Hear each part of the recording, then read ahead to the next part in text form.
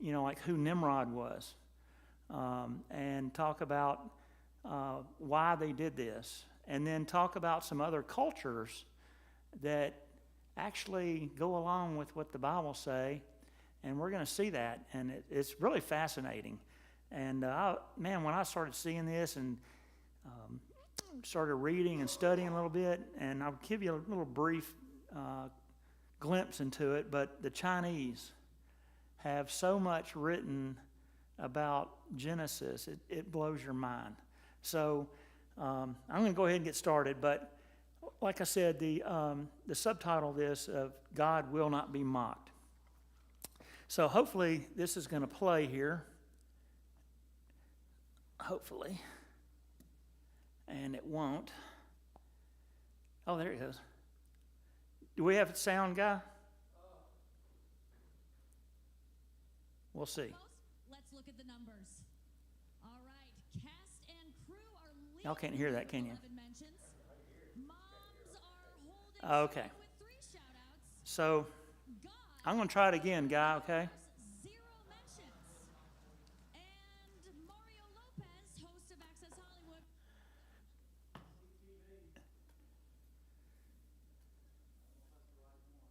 Okay. Yeah, it just wasn't loud. So a couple weeks ago at the Golden Globes, how many of you ever watched that? I can say that I have never watched it, nor will I ever watch it.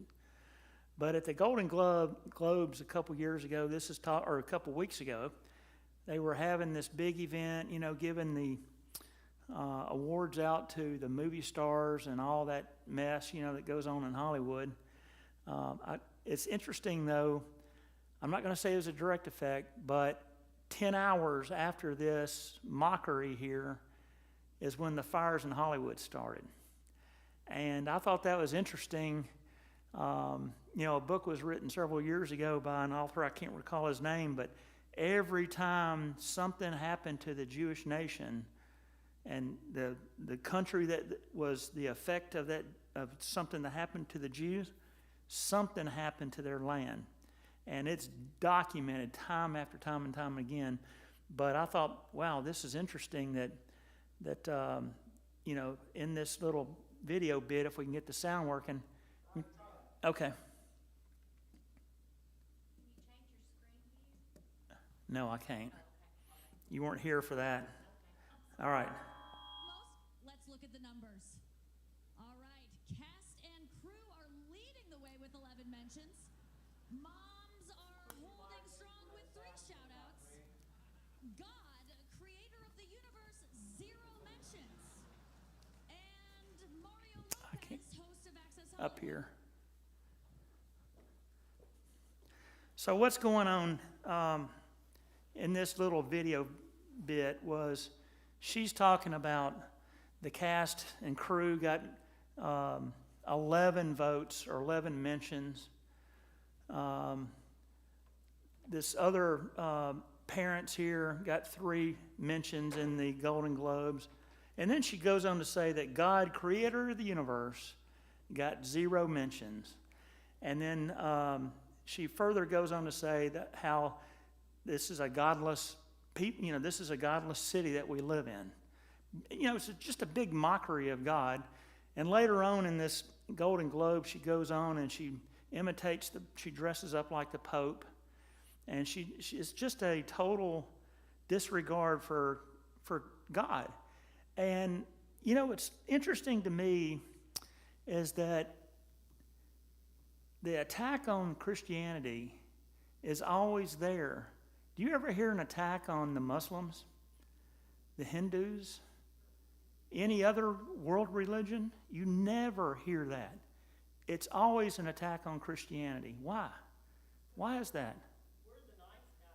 We're the nice guys, but what else? What's the major theme? It's because we have the truth. And they so hate the truth that they're going to make a mockery of it. And that's why I titled this lesson, you can't make a mockery out of God, because that's what these people did at the Tower of Babel. They made a mockery of God, and we're going to see that tonight. So I'm going to read a few passages here. So can you guys see this all right? Do I need to do a brother guy? And here's that ugly message here that keeps popping up. So in Genesis 10:18, I'm going to go back a chapter. So Cush was the father of Nimrod, who became a mighty warrior on the earth. He was a mighty hunter before the Lord, and that is why it is said, like Nimrod, a mighty hunter before the Lord. The first centers of the kingdom were Babylon, Uruk, Akkad, and Kalesh in Shinar. And we're going to keep moving on here. From that land, he went to Assyria, where he built Nineveh. We talked about that last week. Nineveh, Kala, and Rezin, which is between Nineveh and Kala, which is the great city. So last week I identified to you that Nimrod actually built 9 cities. And he was a great guy. I mean, not a great guy, he was a terrible guy. But in that time, he was a great leader. And was Nimrod a good guy? No, he was awful. He was a bad dude. He was a really bad guy. But Nimrod, we're going to look at, and these aren't working here, but Nimrod was the great-grandson of Noah from the line of Ham. And we talked about the line of Ham, right? So who was Ham's cursed son? Remember we talked about that last week? It was Canaan, right? And he cursed Canaan, and he said that you, Canaan, your descendants are going to be slaves to your other, the other uncles, basically, Shem and Japheth. And Canaan's line were all those ites that we read about in the Bible, right? So Nimrod, he was described as a mighty warrior. He was described as a mighty hunter, and he's not a deer hunter, he's not a turkey hunter, and we're going to see that here in a second. And he was also described as a builder. He built 9 cities. So Nimrod's name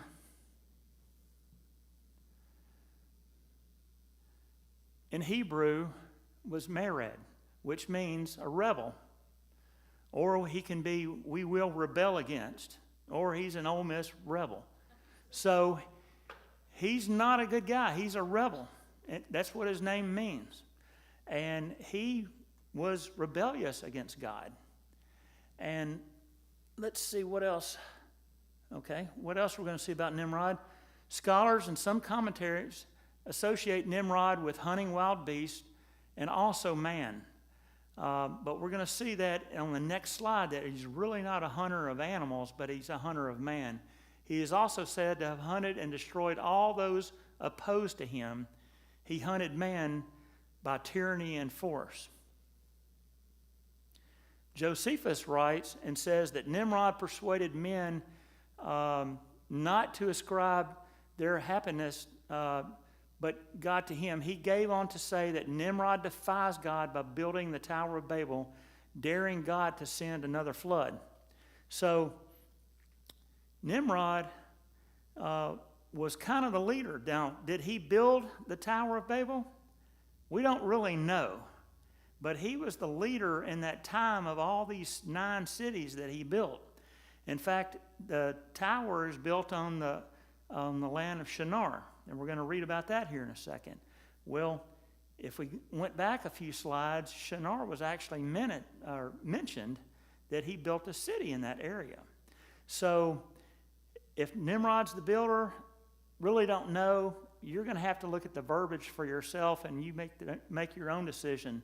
But I think he was a leader, and he kind of fired up the people to go, hey, we need to get this thing going. Now, him being the architect and the builder, again, we really don't know. So I'm going to move on into Genesis 11, and starting in verse 1. And now the whole world had one language. We know that because the Bible says it here. And a common speech. As people moved eastward, they found a plain in Shinar and settled there. Well, that's in Nimrod's land because he had started developing that area. Moving on to verse 3. They said to each other, and now I've highlighted in bold, and I want you guys to pay attention to what I've highlighted to and underlined as well. They said to each other, come let's come make bricks and bake them thoroughly. They used brick instead of stone and tar for mortar. And they said, come let us, again, build who? Ourselves, right? A city with a tower that reaches to the heavens, so that we may make a name for who again? Ourselves, right? Otherwise, we will be scattered over the face of the whole earth. Now, I'm going to pause right there. How do they know that they would be scattered over the whole of the earth? They hadn't been scattered yet, but they know if they don't do what we need to do and build this tower, how do they know they're going to be scattered? Anybody?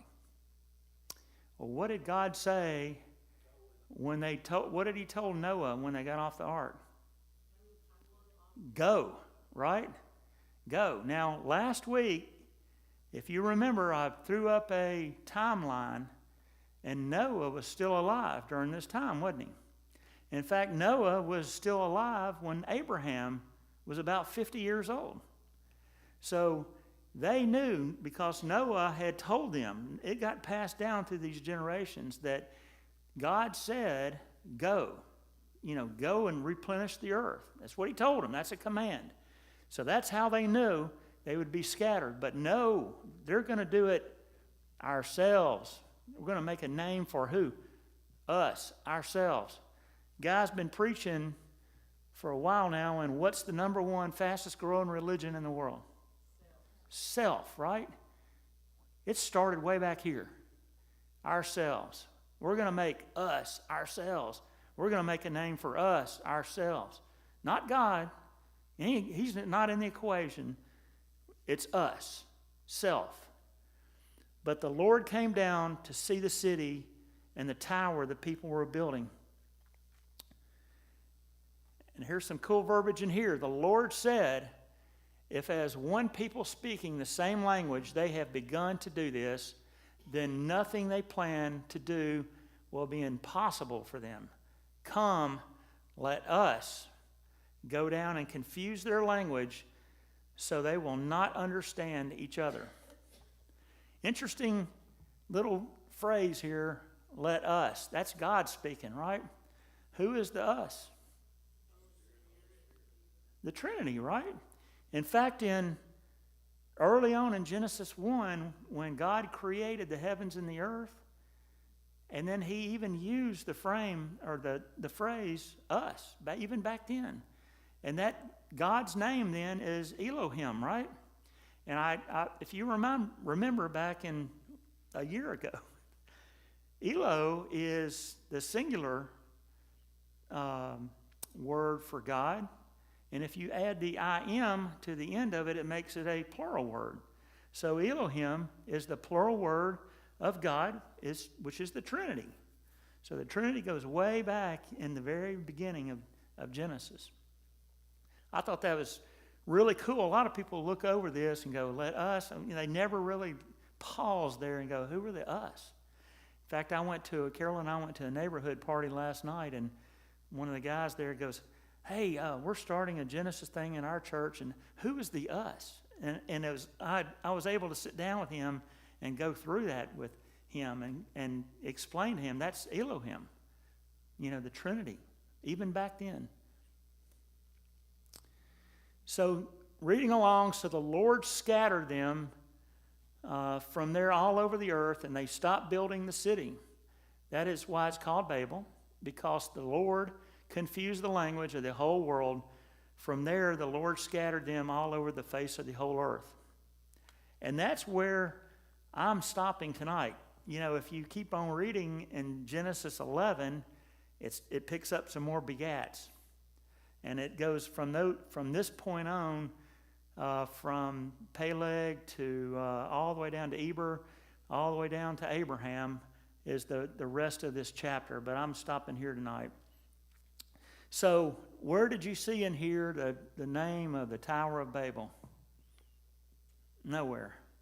And we all talk about the Tower of Babel, but that's not, the Bible never calls it that. They just said a tower. It was in the city Babel, right? But there was no Tower of Babel. All right. So, looking at this, I'm making a distinction between Nimrod over here and Abraham over here. So, in Nimrod's world, make a name for ourselves. That's all 100% self. It's us. We're God. Forget that God. We're God. So that's why the arrow is pointing down here on God. Forget him. Let's talk about self. And this is the mockery right here that I'm speaking about. They're mocking God right here and taking him completely out of the equation. As opposed to Abraham over here, I will make you a great nation, and I will bless you, and I will make your name great so that you will be a blessing. Do you see anywhere in here Abraham talking, or is this God talking right here? This is God talking. And who's going to make who great? God's going to make them great. Over here, self is going to make them great. Never works. Did Abraham know where he was going? He didn't, right? But he was going to get scattered. God was going to scatter him, wasn't he? And Abraham did what? By faith, he packed up and left, didn't he? So there's a huge distinction between old Nimrod over here and Abraham over here. So in fact, God says, leave your country, your kindred, and your father's household and go to the land I will show you. At this point, he still didn't know. Wow, what trust Abraham had. And he listened to God as opposed to what they did here in making a mockery of God. All right? So, all right. Yes? They didn't go. He did go. Yeah. Yep. So, fun fact. When did the Tower of Babel happen? I wish there was, I could blow it up here. Hey, look.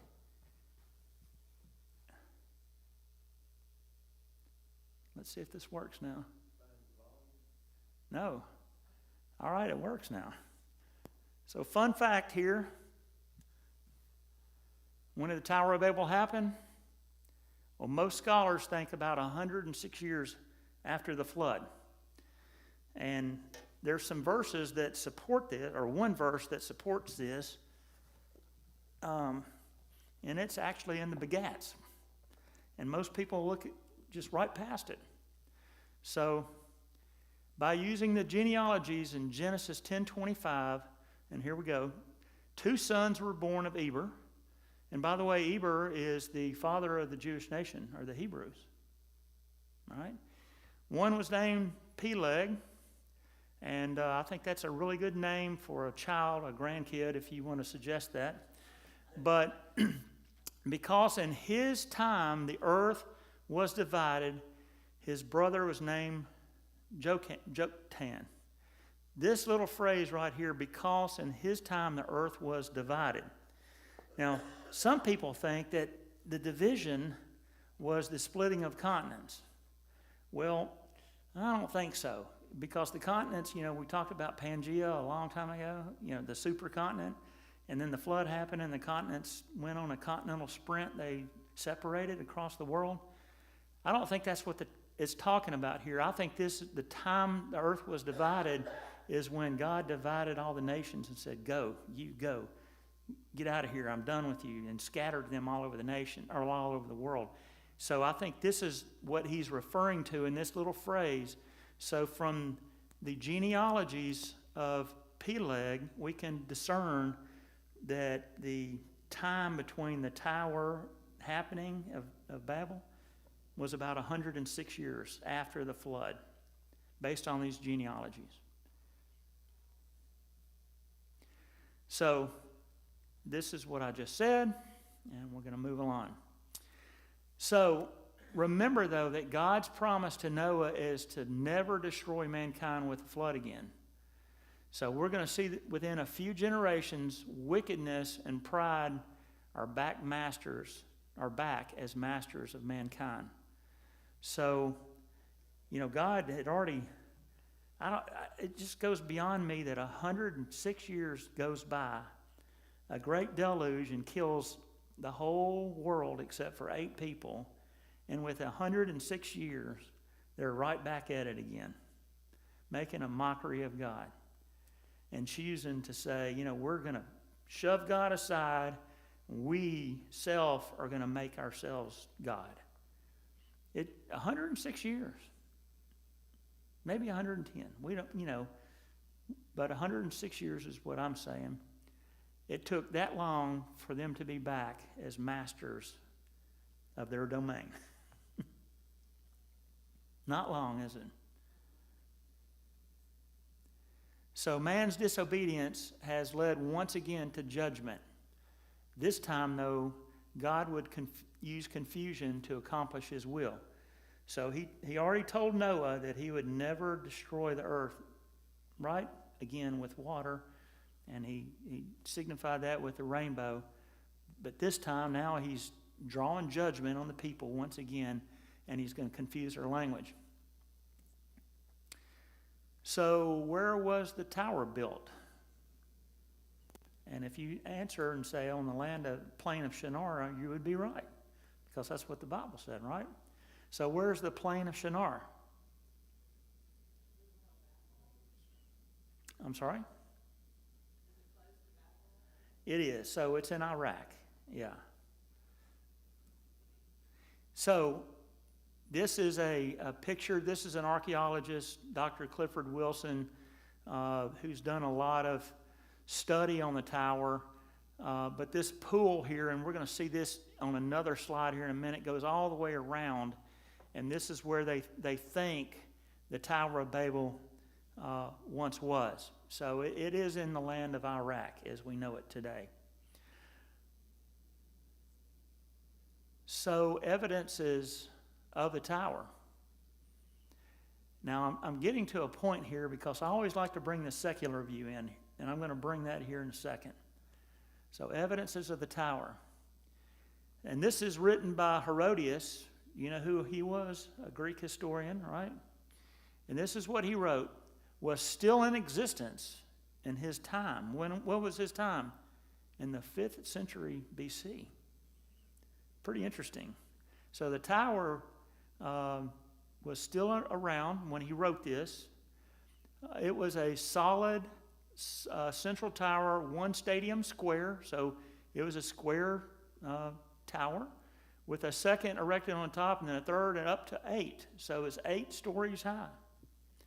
And all 8 towers could be climbed on a spiral way running around the outside, and about halfway up there were seats for those who could ascend and rest on. So Herodias, an outsider, he was not a friend of the gospel or a friend of the Jews. He wrote about the tower. Interesting. But I'm going to show you what the secularists have to say here in a second. Also, Alexander the Great, he ordered the tower to be torn down. That water that I showed you earlier in that other picture, this is it right here. This is an aerial view. So they had almost like this is the old foundation, and it's 300 feet by 300 foot square. It really lines up with what Herodias said, that it was a square building. Gets even better. This is a reconstruction. I'm not going to try to pronounce that word. You can try it for yourself and report back to me. But this is a reconstruction of what the tower may have looked like. And it gets even better for us is because there is a rock. It's called the Tower of Babel steel. This is not a piece of metal. This is an actual rock. And if you were close enough here, there's a lot of writing down here, and I'm going to show you another picture of it. But up here you can see steps going up, and this is Nimrod right here. You can see he's got like a hat on, and his hand right here and his face. So this is King, not Nimrod, but Nebuchadnezzar. This is Nebuchadnezzar. And you can see him, and he's looking over at the tower. Now we know who Nebuchadnezzar is, right? He's written in the Bible. So this is actually what is on there. So this is Nebuchadnezzar. This is the tower, kind of described by Herodias, isn't it? Very much so. And there's a lot of writing on the tower still, on that rock. So tons of evidence. We got the Bible. We've got Herodias talking about it. We have Alexander the Great. And we also have the Tower of Steel. So we have 4 evidences that the tower was a real thing, don't we? So evidence always demands a verdict. Did y'all ever read that book, by the way? Lee Strobel? Awesome. All right. So we see ziggurats or pyramids all over the world. Okay, this is one in Ur. Who is in Ur that we know of? Abraham, right? This is a ziggurat. It's a kind of a pyramid shape. It, stairs going up. Here's another one. This is the pyramid of the sun in Mexico, as you can see. Again, square. It's a pyramid. We can see this one in downtown Memphis. This is right off 3rd Street. This is a pyramid, again, with, there's stairs going up. Here's another one in the Aztecs, right? There's over 5,000 pyramid and ziggurat structures and mounds all over the world. Now, isn't it interesting when God scattered the people, and these people, all these little dots here, in fact, there's one in Mississippi. Did y'all know that? There's a mound that Indians built. It's a pyramid of dirt. But all these people, they got scattered from Iraq here. They went all over the world, and they took their technology with them. Isn't that interesting? That they built this tower, and now they get all scattered, and they take the technology and they build pyramids themselves all over the world. Interesting. So that's another evidence of the tower. How would all these structures, we could go back and look at the pictures, and if you go and look for yourself at pictures of them, they all look very similar to one another. I think that's just crazy. That's just so interesting. And, they had technology, I think. In fact, the pyramids in Egypt, they still don't know who built those things. And they still don't know how they built them, do they? They're clueless. And they couldn't build them with modern machinery today as good as they did back then. But these people were brilliant. They were smart people. But they went all over the world, over 5,000 of them in all different cultures, and built them. One other point is, I don't know if you remember when I was talking about the Ice Age. And I showed a map of the Ice Age. Remember that? Of the ice being up here. Remember that? Look at where these ziggurats are, these mounds. Are they in the ice-capped area? Where even the secularists say this is where the Ice Age was, up in this area, up in here, and, part of Alaska, not all of Alaska, but all this down here was all Ice Age. The New England, Minnesota, the Dakotas, but all these are below the Ice Age. Oh, way down there? I didn't even notice that one. Huh, interesting. But I found that really interesting that these are all built, the Ice Age was going on during this time. Because remember how I told you how all the people scattered throughout the world? Because the water, when, through the events of the Ice Age, most of the water was on the land. That they were saying that up in the Dakotas, the ice was over 500 feet thick, if you remember me saying that. So you had the ocean levels were dropping because the water from the oceans were getting dumped onto the land, and that's allowed these people to scatter all over the world, if you remember all that. But I thought that's very interesting how these are all below the ice line here. So what do our friends, i.e. the secularists, say about the Tower of Babel? So here's from Wikipedia. We all know Wikipedia, right? And it can be trusted, can't it? Come on now. It can be trusted, for sure. But let's read on. This article is about the biblical myth. Right here in the very opening sentence, this article is about the biblical myth of the Tower of Babel. The Tower of Babel is an origin myth and parable in the book of Genesis. And we can keep on reading. I'm not, but this is what the secularists have to say about the Tower of Babel. It's a myth. Now, I just showed you evidence, and more evidence, and more evidence, and more evidence. Are they mocking the Bible? Are they mocking God? They are, right? Because it's evidence that demands a verdict. And it's not a myth, it's truth. So let's look at another article. This is from the mythological tower in Babylonia. And it goes on to talk about, it's in the land of Shinar. After some time of the deluge, they won't say the flood, but it gives a story, but this is a story. This is all just a story. So I could go article after article after article and give you the same verbiage over and over and over again. It's just a myth. Just a myth. Didn't happen. That's not true. You Christians are a bunch of Nimrods. Yeah, you Christians are crazy. No, we've got evidence. And that's what I wanted to show you tonight. I don't want to talk about the whole story. You know the story. I wanted to give you the facts of the story. Okay. Here's something really cool.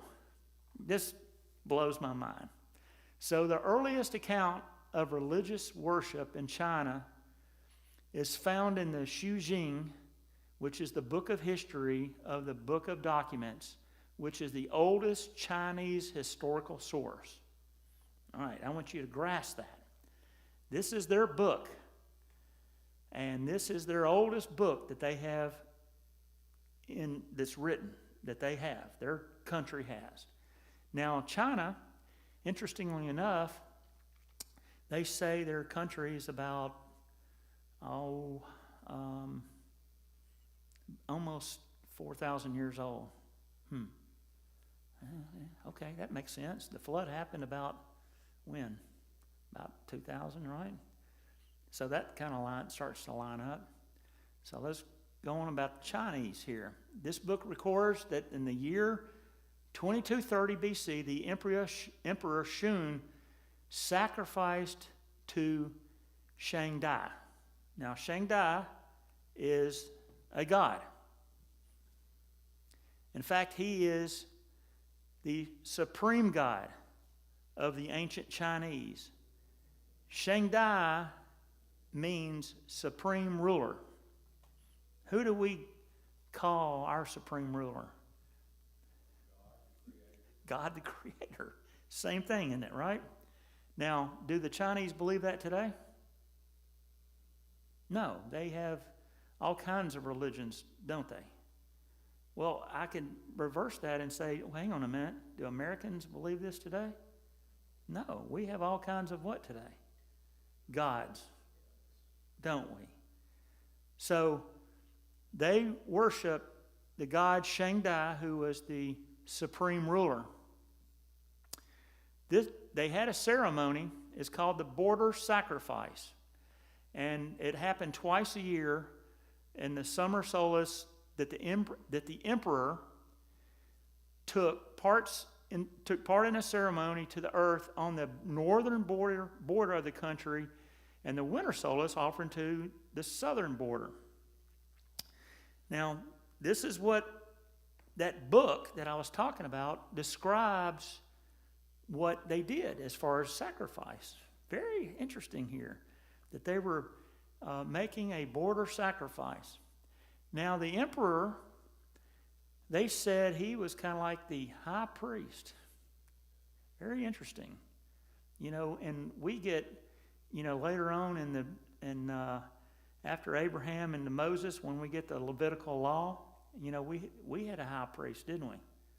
Who was that during that time? We should have learned about him this morning. Is Aaron, right? He was the first priest. But so this emperor was the priest. He was the high priest. So in the earliest records of Chinese religion, we see that the people worshipped one God who was the creator of all things. We also see the original people of China look to Shangdai with a sense of love. And here's where it's going to start really blowing your mind. The ancient Chinese wrote using pictographs. So did the Hebrews, by the way. So, you know what a pictograph is? You do? It's pictures, right? So, pictographs is a picture representing a word, phrase, or an idea, especially one used in early writing systems. In fact, last week I taught you about the pictograph for Yahweh, if you remember that. It was behold, nail, behold, hand, I think it was. But it's very interesting that even the pictographs back then of Yahweh was kind of a representation of Jesus. But let's look at some of these pictographs here in a second. So there are tons of examples, and I'm going to use a few of them, but the authors showed that the inventor of the original Chinese characters knew and believed the account of creation, and I'm going to prove that here, as well as the promise of a Savior to come. Shang-Ti, worshipped at the border sacrifice, was the triune God. All right, so here's one right here. This is a pictograph. So down here we have a vessel. This is the picture of a vessel. This is the number 8. And this is people. But when you combine them all, this is the pictograph. All right? What is this a pictograph of? The ark, right? And 8 people on the boat. So did they believe that? Well, yeah, they did. In fact, cultures all over the world believed it. There's writings of many cultures that talked about a flood, 8 people, a boat, all kinds of things. So there's tons of evidence. Here's another pictograph. There were 2 trees, woman, to covet, desire, and here's the pictograph for to covet, desire. What is this a picture of? The 2 trees in the garden, right? And the woman, Eve, and what did she do? She wanted that, right? Did they believe the garden was a real thing and that it started way back there in the garden? Yeah, they did. Here's another one. Speak, dust, life, walk, to create. So you add all these together and come up with this one, to create. What's this speaking of? Of the ground. Yeah. Yeah, amazing, isn't it? Look at this one. 2 people or 2 person equals first. First plus home, complete, finish. So this one is when God created the man and woman, he finished his work. All right? 2 people. Here's another one. 2 trees. This is God forbidden or to warn. Did he warn? Yeah. Is there evidence that supports Genesis out there other than the Bible? Yeah. I think it's cool as ever. Here's one, garden. So we have dust, breath, two people, enclosure equals garden.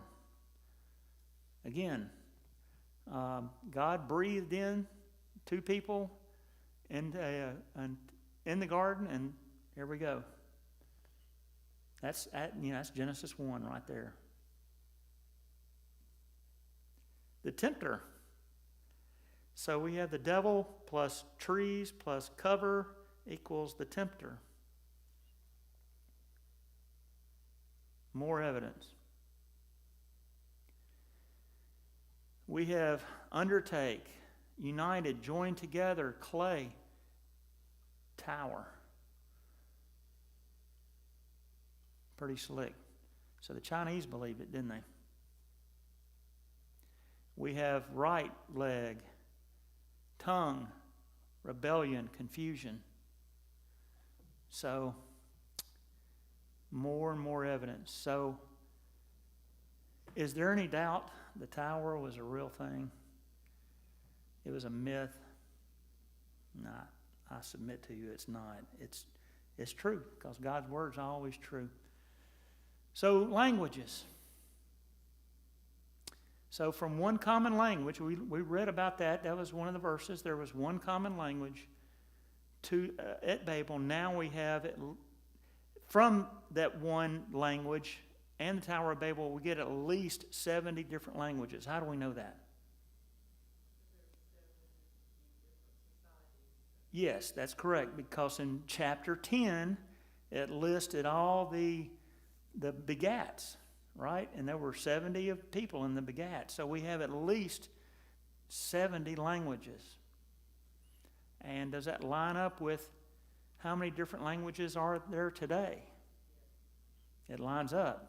So how many different languages do you think there are in the world today? Some of them are dialects, that's correct. But the experts say there's about 7,000 different languages in the world today. And I think Klingon is one of those today. Because we got that from Star Trek, right? But interesting how the languages have, grown and grown and grown. I looked at if you took a verse like honor your father and mother, that's how we would say it. And then a couple hundred years or 300 or 400 years ago is una, futa, mutta, and then you go back another 100 years past that, we couldn't even, it's like, what did you just say? It was so that it had changed so much. So languages are always evolving today. They still are. In fact, English language comes from what base language? Do you know? Germanic, yeah, that's correct. Yep. So, I want to play a little clip here, but how many races are there in the world? One, that's right, the human race. All right, so the clip I want to show is how we get... We were all descendants of Adam. Uh-oh. Well, check this out. First off, let's talk about the word race. Sometimes when people use the word, they mean supposed races of people who have evolved at different times, rates, and in different locations. That's not true. Of course, the word race is also a term we use to distinguish between groups with different physical traits, namely skin color. But are there really different races? Take a gander at Acts 17:26.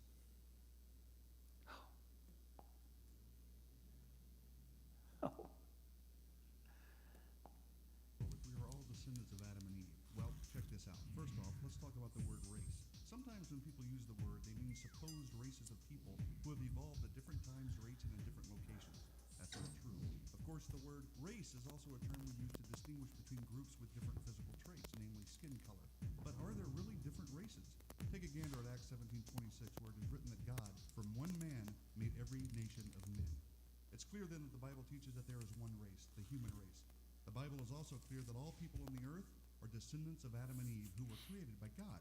Check Genesis 1:26 through 28. Easy enough. God created two people in his image, male and female, and told them to increase in number. So, Adam and Eve are mom and dad of the human race. Then, their children had children, and those children had children, and so on and so forth for many generations until, according to Genesis 6:9, the world's population was reduced to 8 people who were protected inside an ark during a global flood.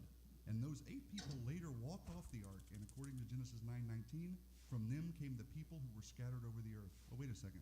What do I mean scattered? Well, jump over to Genesis 11 and let's talk about an event known as the Tower of Babel. Basically, because of the sinful actions of the descendants of Noah, the Lord confused their language and scattered them from there over all the earth. That's pretty clear and concise. Okay, so we've got lots of people who were descendants of the 8 folks who came off the ark, and now they have been scattered all over the earth. That explains that we are still one race and that different groups of people ended up in different locations. But how do we get a bunch of different colored people if we are all one race? Well, follow along. This, of course, is a simplified explanation, but the basic principles are true. We all have a pigment in our bodies called melanin, which, depending on different variables, produces different shades of the one main skin color we all possess. Several genes control the amount of melanin produced and thus the variability in the skin shade. In fact, it's easy for one couple to produce a wide range of skin shade variability in just one generation, as we'll see in just a moment. Time for a quick genetics lesson. DNA is the molecule of heredity that is passed from parents to children. A child inherits 23 chromosomes from each parent. Each chromosome pair contains hundreds of genes, which regulate the physical development of the child. However, to illustrate basic genetic principles pertaining to the topic, we'll just talk about 2 genes, the genes that control the production of melanin. So, let capital A and capital B symbolize versions of the gene that code for large amounts of melanin, while little a and little b code for small amounts. Got it? Easy. Check this out. Take a look at the upper left. Let's say dad contributes capital A, capital B genes, and mom contributes capital A, capital B genes as well. Together they will produce a child with capital A, capital B, and capital B. This is a kid with a lot of melanin, and thus he will have very dark skin. Easy to see. Here's the bigger point, though. Let's say dad contributes capital A, capital B, and mom contributes little a and little b. Well, the child's skin will be middle brown shade, the combination of capital A, little a, and capital B, little b, which, by the way, represents a majority of the world's population. Not only that, but if each parent is capital A, capital B, little b, the combinations that could be produced in their children could result in a very wide range of skin shades in just one generation. So, since Adam and Eve were the first people ever, it makes sense to conclude that God placed in them a combination of genes that could produce all different shades of skin we see. Those same combinations would be present in Noah and the 7 other people who boarded the ark. And because God dispersed people at the Tower of Babel, he dispersed the population, thereby isolating gene pools in the different people groups. Over time, different cultures formed in different locations with certain features like skin shade becoming predominant. And here we are today. And since we all go back to Noah and his family, it makes sense that we are all different shades of brown. One race, multiple people groups, just like the Bible teaches. Simplified for sure, but enough said. All right, so y'all got that right? I thought it was a real easy explanation. I remember in science class, you know, we did the eye color and, you know, the AB, and all that, if y'all remember that. Clarence, you remember that? You don't remember that? Okay. But I thought it was a really good explanation of how we get all the different colors, right? You know, people say, well, you're a white guy. Well, you know, that's white right there. I don't think I'm very white. And people say, well, you're a black guy. Well, I don't see them that black, you know. So I think we get into calling people, you know, and we get into this whole race thing, and everybody's guilty. Everybody's guilty. But, you know, God said there's only one race, and that's the human race, and we just got to get over it. We got to get over it. You know, God loves, he doesn't, I think there was a verse this morning we talked about in John's class about, you know, the gentleman up here today actually said, you know, God, he sees us as people. He doesn't see us with brown hair, fat guy, white guy, blue eye. He doesn't see any of that. God just loves us because what? We're his what? We're all his children. And we just got to get beyond the race thing because God, that's all of them. That's right. So, in conclusion, though, this passage, the whole Genesis 11 account that I've done here, highlights God's sovereignty over human affairs, doesn't it? Man wanted to mock God, and God wasn't going to have it. He is sovereign. No matter what, Nimrod, he was a leader. He was a mighty warrior. He was a mighty hunter, builder. He didn't have anything on God. God's completely sovereign over him. And despite our human plans, God's purposes prevail, and he ensures that his will is accomplished. You know, this morning we talked about Moses, and the Pharaoh said, "I want you to kill all the boys." Sent a decree out through the land to kill all the boys, didn't he?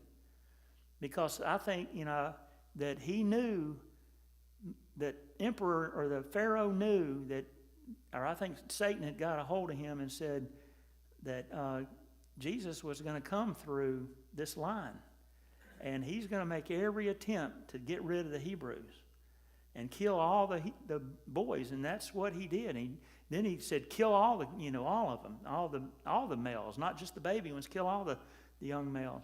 So his attempt, Herod's attempt to kill all the baby boys when Jesus was born, didn't prevail. God's always prevails in his plan, 100% of the time. Also, just as the people of Babel sought to make a name for themselves, we must be cautious of pride and self-reliance. We should seek to glorify God rather than ourselves. And that's what they were doing back there, let us, ourselves. They wanted to glorify themselves rather than glorify God. That's the bottom line. There's no way you can slice it and not come up with this right here. It was self versus the glorification of God. I did a brother guy here.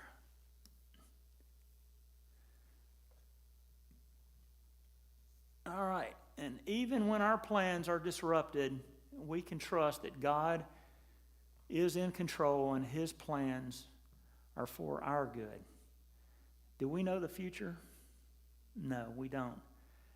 But he does, and he's always in control, and his plans are always going to work, right? What's the passage? All things work together, right? Y'all can quote it, right? That's correct. Right here. So, in conclusion, don't be a Nimrod. Don't be, all about you, yourself. It's all about him, right? So don't be a Nimrod.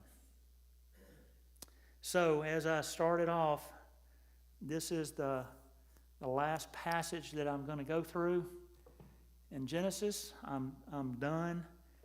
Next week, I'm going to kind of do a summary of the journey we've been on and just kind of refresh some things in your mind, and then I'll be done.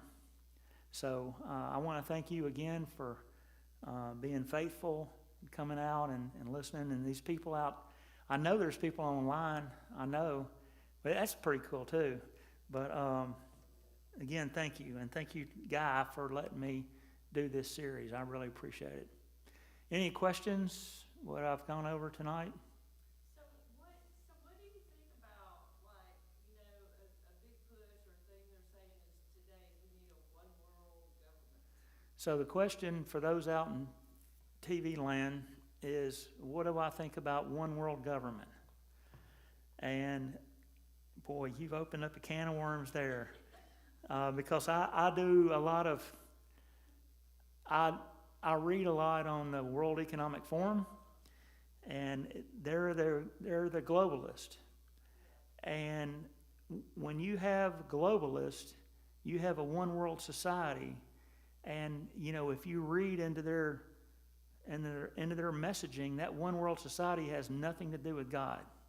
It's all about this, about being a Nimrod. And those people, and you can run, but you can't hide. They are there, and it is real, and it's happening. It's happening in other countries in one world government, and that's why when we see open borders, and it's just not happening in the United States. It's all over Europe, open borders.